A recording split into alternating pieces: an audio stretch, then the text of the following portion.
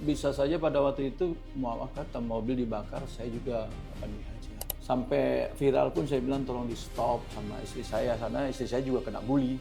Kan pernah ketemu dengan Dunditan. Betul. Nah, Papa mau bertemu dengan beliau, apakah sudah di dalam keyakinan yang kokoh bahwa aku harus jadi seorang mualaf? Apakah sekarang masih kontak dengan mereka, masih berhubungan dengan mereka? Nah, katanya Pak Albert juga sempat mualaf.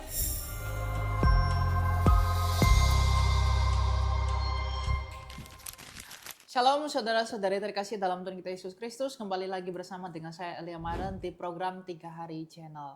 Nah, dalam podcast kali ini seperti sebelumnya kita mendengarkan kesaksian dari narasumber yang memberkati kita, bagaimana perjalanan mereka dalam mengikut Tuhan, bagaimana story di belakangnya, behind the scene. Nah, hari ini kita juga kedatangan tamu yang kurang lebih sama, tetapi kali ini story-nya berbeda karena mungkin agak sedikit ribet ya teman-teman. Nah, hari ini kita kedatangan dengan Bapak Albert Ray. Selamat siang Pak Albert. Selamat siang. Oke. Nah, Pak Albert, boleh diceritakan kepada kita bagaimana Pak Albert bisa bertemu dengan Tuhan, atau dari kecil tuh seperti apa sehingga sampai hari ini? Baik, terima kasih Pak Eli. Dari kecil memang saya dari keluarga Kristen. Karena orang tua saya asli Manado dua-duanya. Oke. Tapi umur 2 tahun saya sudah di Jakarta dan kemudian 4 tahun sudah di Cepu, Jawa Tengah. Jawa Tengah. Karena itu kota minyak. Papa saya kerja di sana. Dan sampai usia ke kuliah di Semarang di manajemen Untak. Itu sekitar 91 ya. Dan juga saya sudah sambil kuliah, kerja juga di bank. Nah di bank itu tahun 1990 atau 89 saya lahir baru. Oke. Disitulah saya lahir baru. 91 papa saya meninggal. Kemudian saya tinggalkan bank. Memang ada suatu keyakinan kalau kita tinggalkan Semarang, di Jakarta pasti pindah di bank bisa. Bisa. Memang banyak panggilan. Tapi saya kemudian abaikan. Kenapa? Ketidakpuasan. Kalau kerja di bank itu tahu sendiri. Kelihatan gagah tapi ya uangnya Ya, nggak seberapa lah gitu ya. Akhirnya tahun 92 ya kalau nggak salah. Oke. 92 saya selesai, kemudian 93 saya pelayanan dulu. 94 Berarti sudah Kristen, ya dari lahir. kerja, pelayanan. Betul. Itu pelayanan apa? Pelayanan yang di persekutuan doa. Jadi kita ikut dulu untuk isi dulu. Baru di 94-nya saya di STT. STT. Berarti udah sekolah STT juga? Sudah tapi ambil S2-nya MA. MA. Iya. MA itu Master of Arts. seni lah ya gitu. Arts. Enggak. Tapi dia kasih gelar MA karena saya dari S1-nya Ekonomi Manajemen. Oke. Nah, katanya Pak Albert juga sempat mualaf. Kata kita langsung to the point aja. Langsung ya. Jadi udah stop di Ya. sekolah STT. Betul ada prahara ya. Itulah. Apa yang membuat? Anniversary saya yang ke-25 itu memang Anniversary pernikahan. iya betul. Oke. 25 itu memang genting. Genting. Ya saya tidak mau ceritakan keburukan, semuanya saya yang salah. Oke. Jadi itulah pas anniversary, akhirnya pas pemakaman mama juga saya nggak bisa bayar. Oke. Dan ada seorang wanita yang bayarin dan selesai. Tapi bukan take in gift sebenarnya. Memang saya akhirnya ambil keputusan untuk sayang dan menikah. Tapi waktu itu saya mau deal-dealan aja. Kita menikah beda agama. Oke. Jadi ternyata pilihannya di Singapura. Itu kebayang kita ke Singapura beda agama, tetapi ternyata pihak keluarga nggak mau. Saya harus dijadikan mualaf. Sebagai syaratnya gitu ya? Iya, kalau mau terus 2023. Itulah memang dimakan bapak mati, kalau tidak makan ibu mati. Ya. Di satu sisi saya harus berlawanan dengan keluarga, sampai sekarang adik saya tidak mau terima saya.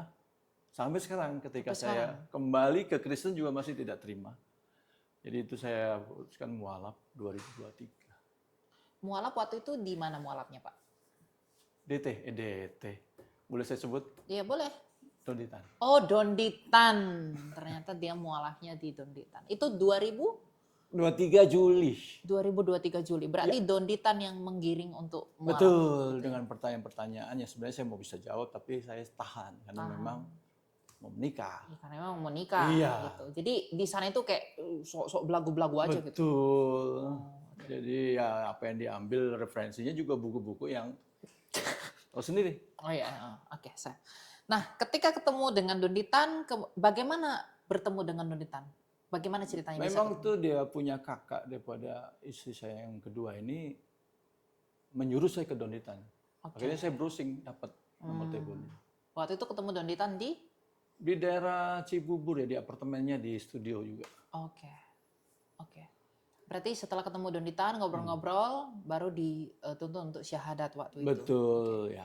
Nah, setelah syahadat, apa yang Bapak lakukan selama menjadi seorang Muslim? Bagaimana kehidupan Islamnya Bapak? Memang setelah syahadat di hari itu juga saya nikah, di belakangnya ada masjid. Oke. Kemudian saya ya ikut ya, sholat 5 waktu full. Ditambah duha di jam 10 pagi sama yang di tahajud Oke. jam 3. Tapi setiap saya katakan sembahyang, sholat, setelah selesai salam, saya doa dalam hati. Memang keluarga ya, tapi saya selesaikan dengan doa Bapak kami. Nggak bisa kayaknya, nggak bisa. Oke. Move on ya. Nggak, memang termentera ya Oke. doa Bapak kami itu. Karena baptisan itu nggak bisa batal, Pak. Ya, sakramen baptisan itu nggak bisa batal. Karena Begitu yang ya. bisa membatalkan baptisan itu hanyalah ketika murtad sampai mati. Makanya kalau beberapa gereja, kalau orang murtad itu pindah jadi agama lain, ketika kembali tidak perlu baptis ulang. Betul. Dia hanya perlu pertobatan. Betul. Ya, jadi apa yang sudah kita terima dalam hati, ketika kita dibaptiskan dengan air kan kita terima Roh Kudus. Ya. Roh Kudus itu selalu tarik kita. Jadi kisah Bapak ini seperti anak yang hilang. Betul.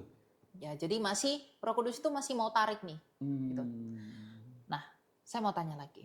Waktu sudah menjadi seorang Muslim kan masih pengen tuh terikat dengan doa-doa orang Kristen. Ya. Nah, waktu itu selama sudah menikah dengan istri, bagaimana kehidupan Bapak dengan istri yang Muslim ini? Memang kalau diukur dunia bahagia, diukur ya. Ya. Karena dia punya rumah besar dengan mobil bisa 5 berenter bisa kita ganti. Memang dimanjakan. Kaya lah ya, secara Dimanjakan. materi ya. Memang akhirnya di 2025 saya diajak mualaf lagi. Umroh.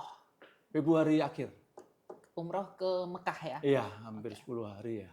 Karena dia katakan kalau saya nggak sungguh-sungguh Kristen, di sana akan hilang.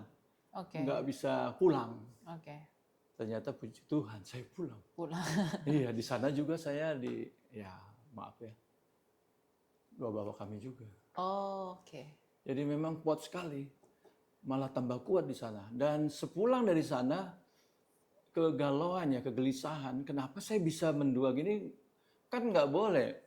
Di satu sisi kita di sini, satu sini suam kuku ya. Suam kuku itu nggak boleh diterima oleh Tuhan. Kalau memang panas, panas. Kalau memang dingin, dingin.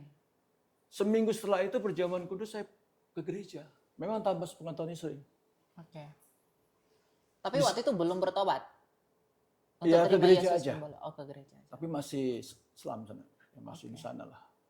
Nah, selama di Mekah itu apa yang Bapak rasakan? Ya hanya journey ya, apa namanya?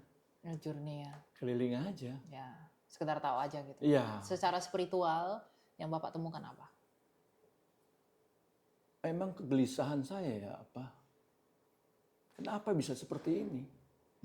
Kok mereka betul-betul ya menjalankan dengan sangat baik. Nah sebelum saya kemudian jadi Kristen, saya memang memang jadi gembala, jadi pengajar, jadi pengkhotbah itu saya anggap biasa aja kayak karir.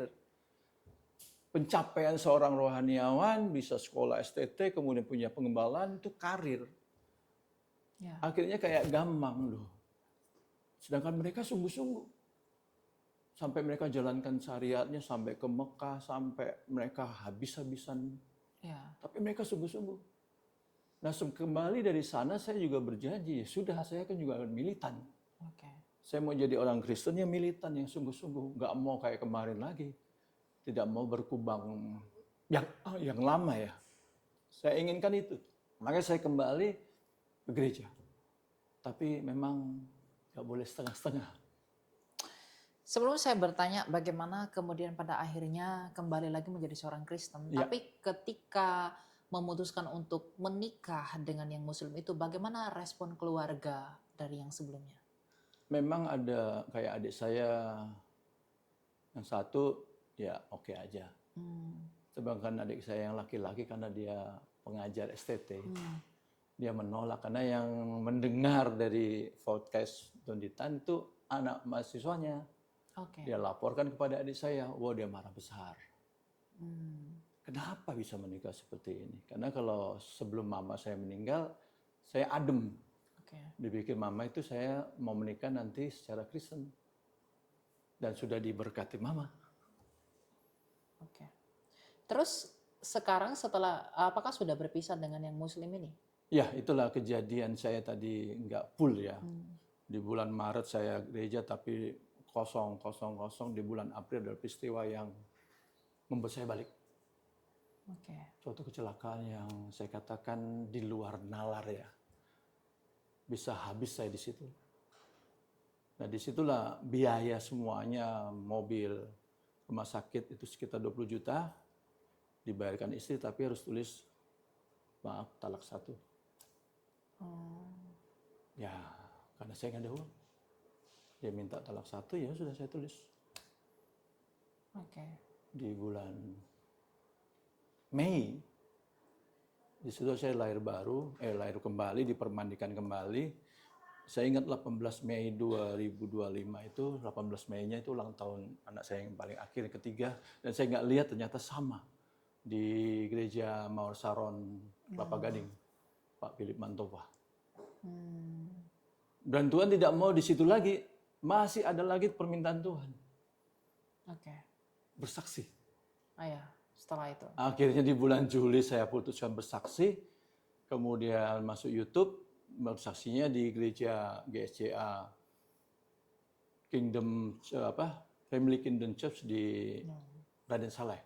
Saya putuskan tersebar di YouTube, tersebar di IG, tersebar di mana, dan disitulah saya putus total dengan istri. Oke. Selesai. Sampai hari ini. Sampai hari ini. Setelah putus total dari istri, bagaimana hubungan dengan keluarga? Kalau yang adik saya perempuan masih baik, yang ketiga belum terima. Belum terima ya. Nah, mungkin itu akan dipulihkan dalam prosesnya. Amin.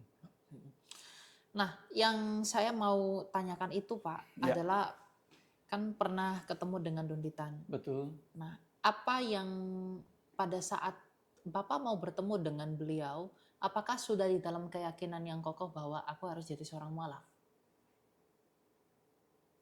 Sepertinya enggak sepenuhnya. Sepenuhnya, karena ada tuntutan-tuntutan yang lain tadi ya, yang mendorong. Apalagi ketika dia katakan saya bercerai tetap di agamanya.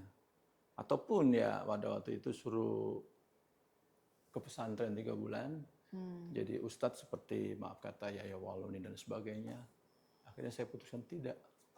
Saya enggak, memang ada kesempatan saya mau kembali tapi ternyata Tuhan bilang tidak. Oke. Jadi tidak diizinkan. Enggak diizinkan Tuhan. Apakah sekarang masih kontak dengan mereka, masih berhubungan dengan mereka? Kalau masih yang kedua enggak. Tidak ya. Kalau yang pertama memang ya saya tahu daging ya. Sakitnya minta ampun yang berpikir ya. Jadi dia juga nggak mau terima saya. Tapi sekarang masih tetap menjalani hidup sendiri ya? Betul, saya tetap sendiri. Tetap mau bersaksi. Sampai kapanpun kalau saya tetap sendiri, saya tetap sendiri.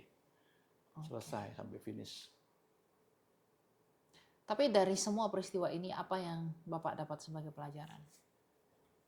Inilah yang Tuhan sudah sampaikan ya, kalau sudah milik Tuhan, sampai kapanpun Tuhan akan merebutnya. Dan saya yakin ketika saya ke sana pun Tuhan tetap berada. Roh Kudus tetap ada. Ya. Dan setiap masalah yang ada, maaf kata, hal-hal yang berat pun saya bisa selesaikan. Sepanjang hidup memang ada kecelakaan motor, tapi yang kemarin itu untuk membuat saya kembali sebenarnya. Dengan peringatan kecelakaan itu. Karena kalau tidak, bisa saja pada waktu itu mau kata mobil dibakar, saya juga akan dihajar. Tapi Tuhan Yesus berikan perlindungan. Saya udah trauma, saya bilang, ya sudah Tuhan, saya balik. Saya nggak mau lagi mendukakan ya, menyalibkan kembali Yesus Kristus Tuhan. Mempermalukan dia. Mempermalukan dia. Ya, termasuk podcast yang viral itu. Apalagi ditambah nama. Saya nggak pernah ganti nama. Ada yang kasih nama kan. Saya nggak ganti nama. Nama saya tetap Albert Ray, nama pelayanan. Dan akhirnya memang sekali lagi pada waktu kita sudah memiliki Yesus, bagi mereka yang saat ini masih di sana, kembalilah. Karena sebelum pintu anugerahnya itu ditutup. Ketika 5 gadis wanita yang bijak sudah masuk, tinggal 5 gadis yang bodoh. Dia gedor-gedor pintu, pintu tidak dibukakan.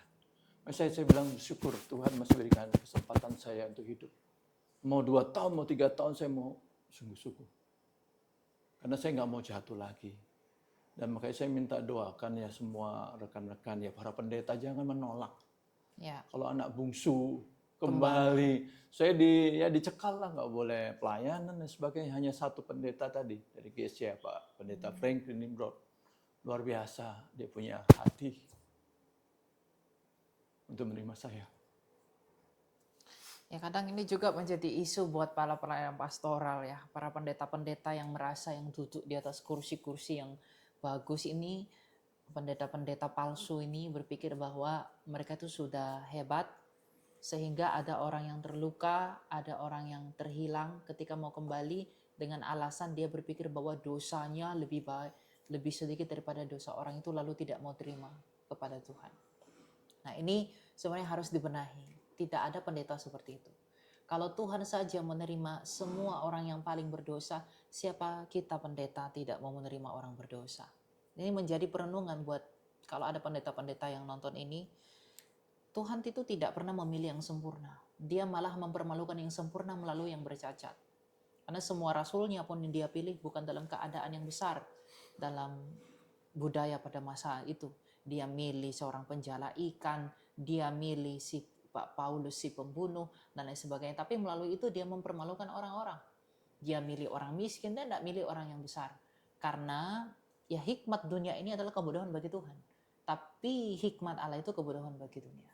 Jadi melalui kisah dari Pak Albert ini kita dapat belajar bahwa yang terhilang itu tidak boleh ditolak. Kalau yang terhilang sampai ditolak dengan alasan dosa apapun, artinya dia mengambil otoritas Tuhan. Padahal Tuhan sendiri mau orang itu kembali. Gak ada dosa yang terlalu besar. Selama orang itu masih mau kembali, orang itu mau kembali pun karena anugerah Tuhan. Kalau Tuhan gak buat hati keinginan dia kembali, gak mungkin dia mau kembali. Misalnya Pak Albert, kalau dia mau kembali kepada Tuhan, sebanyak apapun dosanya di masa lalu, dia kembali kepada Tuhan itu bukan karena dia sendiri yang mau, tapi karena anugerah Tuhan yang tolong dia. Karena gak seorang pun mampu datang kepada Tuhan kalau Roh Tuhan gak tolong. Makanya Tuhan Yesus mengatakan Roh Kudus itu penolong. Dia menolong kita untuk kembali kepada Allah. Ya, saya bersyukur Pak Albert mau datang ke tempat kita, memberi kesaksian seperti ini untuk memberitahu kepada teman-teman, mungkin yang nonton podcast kita ini Pak, mungkin banyak yang dalam kasus yang sama. Karena cinta, karena uang, karena harta, mereka tinggalkan Yesus. Tapi selama seperti Pak Albert katakan, pintu belum ditutup, Anda harus kembali. Kenapa Anda harus kembali? Bukan karena mungkin Anda akan semakin tambah kaya, tidak. Tetapi ini demi keselamatan jiwamu. Tadi Pak Albert mengatakan selama sudah pergi ke Mekah ya Pak ya, sudah ketemu dengan mungkin donditan yang mungkin pinter.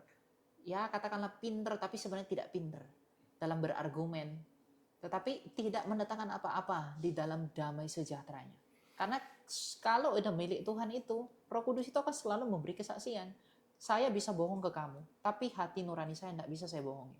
Demikian juga Roh Kudus yang diberikan dalam hati Pak Albert, yang selalu memberi kesaksian bahwa itu tidak benar. Gitu.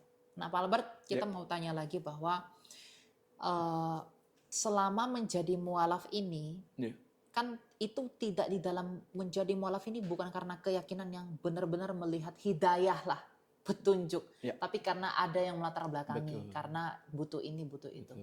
Bagaimana perlakuan keluarga Muslim itu kepada Pak Albert waktu itu sebagai seorang yang menjadi mualaf? Memang ya dari suatu kebanggaan ya. Istri yang bisa memualafkan suaminya, kebanggaan sekali. Tetapi semua data ya, istilahnya data sosial itu ditutup. Termasuk IG, FB itu semua tutup. Termasuk yang pertama juga kalau ada di foto. Makanya HP saya yang pertama itu udah masuk di polisian. Udah di istilahnya dia pantau. Sampai hang, sampai nggak bisa saya charger. Ini yang kedua. Sampai sedemikian ketatnya mereka menjaga supaya saya tidak kembali. Tetapi memang ternyata keputusan itu mungkin seorang wanita ya. Dia tahu kalau suaminya itu sudah tidak iman yang seperti itu. Seminggu dia nggak tahu kalau saya ke gereja, tapi ternyata memang hati wanita itu peka sekali ya. Akhirnya dia putuskan seperti ini, ya saya bilang, saya tidak mau berbalik lagi, tapi saya mau terus ikut Yesus. Sekali Yesus, tetap Yesus. Tidak ada yang bisa menggantikan apapun. Meskipun ya dalam keadaan seperti ini ya, terus terang jujur ya, di sana dunia udah menawarkan, kita bisa memperoleh seisi dunia, tetapi keselamatan tidak ada. Sedangkan tempat ini saya merangkak kembali. Sampai saya alami ya, maaf kata saldo 0 sampai minus ya, saya merangkak tapi saya percaya saya bergantung sama Tuhan. Allah akan memenuhi segala keperluan. Mungkin kalau di sana diajak, dihina ya. Kamu masuk Kristen lagi nggak ada punya apa-apa, no problem. Yang penting Yesus ada dalam hidup saya. Kekayaan itu tidak membuat saya silau lagi. Meskipun ditawarin lagi, meskipun harus nikah yang ketiga, saya bilang no. Saya tetap sendiri selama Tuhan memberikan saya kesempatan untuk hidup, untuk pelayanan. Untuk mereka-mereka anak yang terhilang, supaya kembali kepada Yesus. Karena ternyata ya apa yang Bapak punya itu, yang selama jadi Muslim itu tidak berikan damai sejahtera kan.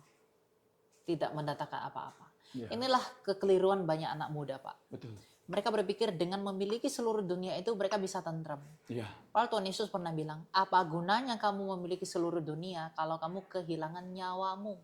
Dunia ini mengatakan dengan memiliki seluruh dunia ini, aku bisa hidup. Tuhan Yesus mengatakan sebaliknya kan. Ya. Nah, banyak anak muda berpikir bahwa kebahagiaan itu adalah status benda. Padahal itu status batin.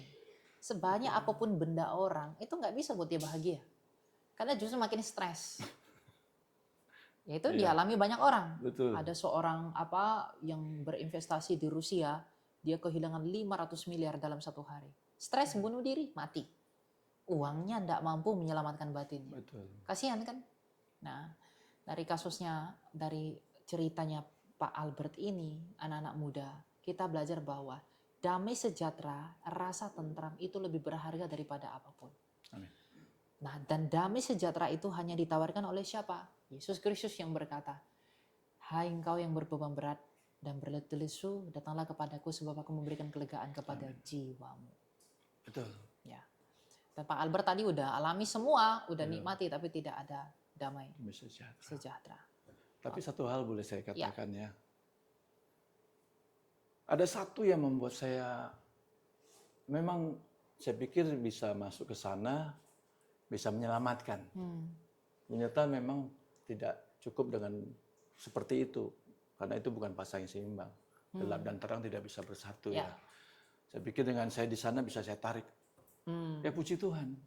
Ada satu nama yang saya tidak bisa sebutkan. Saya tuntun untuk terima Yesus. Oke. Itu yang menjadi saya bahagia. Saya bahagia sekali di situ. Itu yang menjadi saya bilang terima kasih Tuhan. Meskipun saya gagal, meskipun saya jatuh, tapi ada satu nama. Dan saya percaya satu orang selamat, seisi rumah selamat. Bisa dan saya dibawa. yakin. Amin. Oke. Berarti justru melalui musibah ini, musibah bagi pribadi ya. Betul. Tapi Tuhan dalam anugerahnya menolong untuk membawa bonusnya ada. Sana. Dan sekarang dia sudah terima Yesus. Sudah terima Yesus. Sudah terima Yesus. Puji Tuhan. Ya, artinya kita harus tetap positif lah ya Pak ya, sama Tuhan ya. Betul.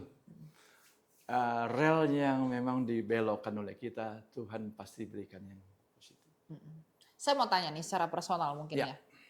Donitan. Ketika Bapak bertemu dengan Donitan, apa yang Bapak, kan beliau kan pemproduser, memproduksi Betul. video yang sering nih kesaksian dengan mualaf-mualaf Ya. gitu. Nah, Ya. selama pertemuan Bapak dengan Donitan, apa sih yang mau Bapak bagikan kepada kita tentang beliau, atau ya mungkin kita nggak ngomong pribadinya ya, tetapi apa yang dia lakukan begitu selama membimbing Bapak jadi seorang mualaf? Memang kita kalau kesempatan tuh menyangga ya jelas nggak mungkin, ya kan? Oh, nggak dikasih kesempatannya enggak? Bukan nggak dikasih kesempatan, memang kalau kita sangga ya sama aja kita nggak Ya. mualaf, ya kan? Ya. Nggak bisa menikah ya kan istilahnya. Ya jadi saya diam aja. Oke. Paling saya nggak pernah berkata ya, nggak. Saya waktu itu senyum aja. Waktu buat video dengan dia itu atas izin Bapak juga atau? Sebenarnya tidak. Saya bilang jangan. Oke. Sampai viral pun saya bilang tolong di stop sama istri saya, karena istri saya juga kena bully. Oke. Dan waktu itu ada rasa sayang dengan istri itu juga ya. Jadi tidak tega Supaya di stop itu loh videonya. Iya. Karena kan kelihatan sekali. Ya. Iya. Jadi akhirnya ya memang seperti itulah sifat ya, namanya sifat ya. Ketika dia peroleh sesuatu ya, tapi saya yakin banyak orang yang akan mendoakan orang-orang yang mualaf ini kembali pada Yesus. Termasuk Donitan. Oke. Berarti Pak Albert juga percaya bahwa Donitan juga banyak yang mendoakan agar dia kembali kepada Tuhan gitu. Tetap kita kasih. Termasuk istri saya tetap kasih. Meskipun menyakitkan buat saya, tetapi saya bilang, Tuhan selamatkan dari api neraka. Meskipun nggak berhubungan lagi. Iya, masih ada kewajiban. Dan orang-orang yang saya yakini yang dulu mualaf pun saya tetap doakan. Oke. Supaya pintu anugerah tetap terbuka buat mereka. Itu beban doa kita lah ya. Amin. Ya teman-teman, ya dari kisah Pak Albert kita belajar bahwa Pak Albert ini adalah seorang yang sudah Kristen dari kecil, sekolah STT, tapi karena masalah materi meninggalkan Yesus dan kemudian melipir kepada yang tidak milik Yesus, menawarkan hal-hal duniawi yang megah, tapi sampai pergi ke pusat dari ajaran itu, pergi ke Mekah, tapi kemudian setelah kembali tidak menemukan damai sejahtera. Karena memang damai sejahtera itu tidak tergantung apa yang kamu punya. Roh Kudus yang ada di dalam diri orang percaya itu akan selalu menuduh kita. Itu akan selalu memperingatkan kita bahwa tidak ada keselamatan di luar daripada Tuhan. Dan buktinya dalam kasih karunia Tuhan, Pak Albert kembali lagi menjadi milik Kristus. Di balik apapun yang sudah dialami, semua kesalahan dan lain sebagainya, itu memang harus kita alami untuk mengerti betapa besar kasih karunia Tuhan kepada kita orang yang sangat berdosa ini. Jadi kita harus sadar, kita harus menjalani semua dosa.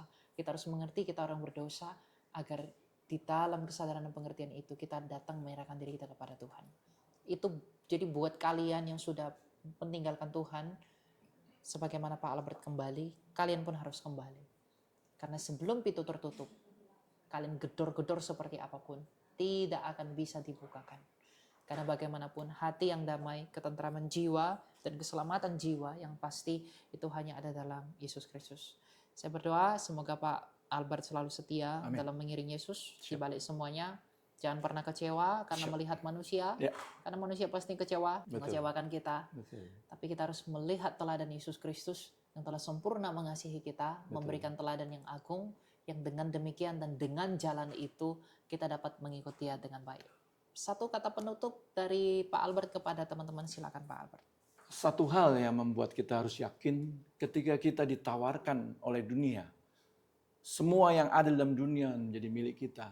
Tetapi ada satu yang harus kita pertimbangkan. Kita memilih Allah yang benar, Allah yang siap mati buat kita, dan Allah yang bangkit di dalam Yesus Kristus yang sudah menyediakan tempat bagi kita di surga dan akan menjemput kita yang tetap mempunyai iman Kristiani. Dan oleh karena itu mari kita mempunyai ketetapan hati.